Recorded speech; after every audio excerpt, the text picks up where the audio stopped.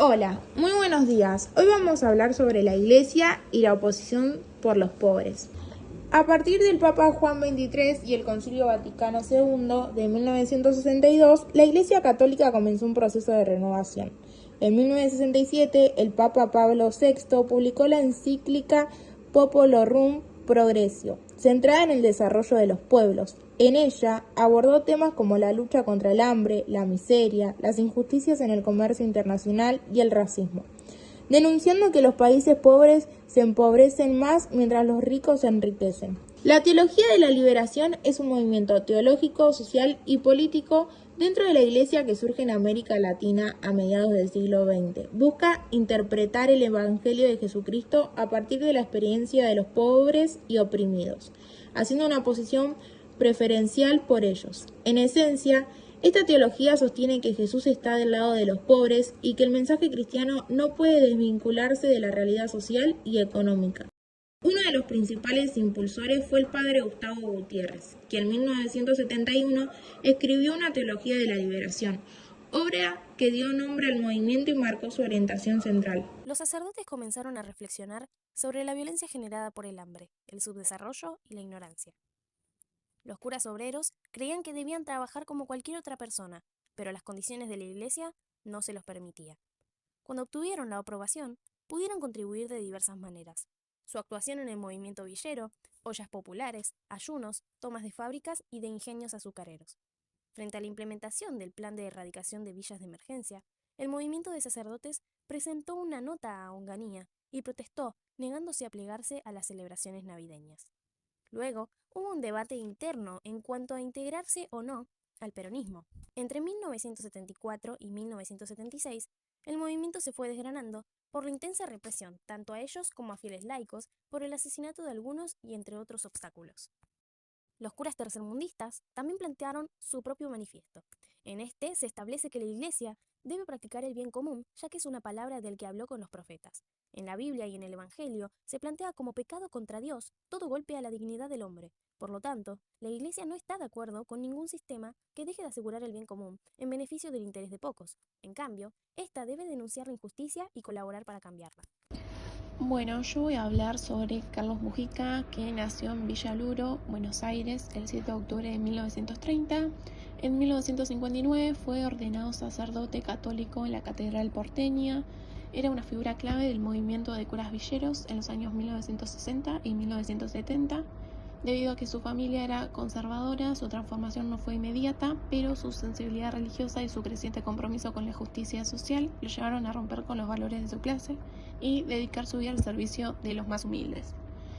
Desarrolló su trabajo en la Villa 31, donde fundó la parroquia Cristo Obrero.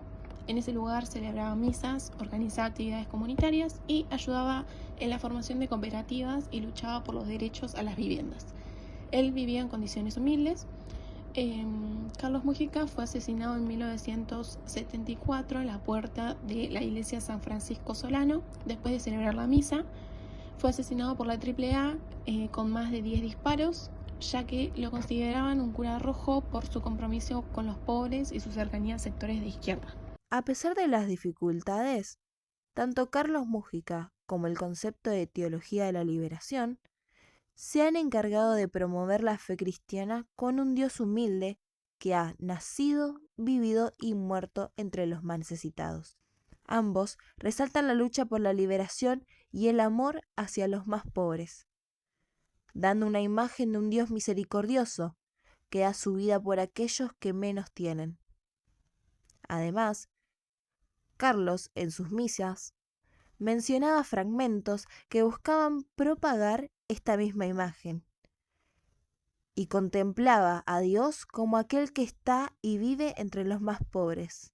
Bueno, ahora vamos a hablar sobre las villas de emergencias entre la erradicación y la organización.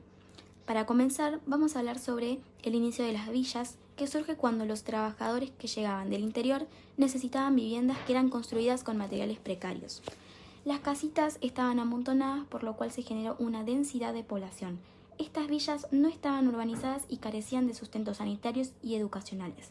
Sus habitantes eran calificados como cabecitas negras, villeros, negros villeros. A su vez, ante esta situación constituyeron la Federación de Villas y Barrios de Emergencia. Onganía lanzó un Plan Nacional de Erradicación de Villas de Emergencia en 1968, que preveía viviendas en núcleos habitacionales transitorios, la NHT, donde los habitantes de las villas eran trasladados a monoblocks. Los desalojamientos eran de manera violenta y humillante.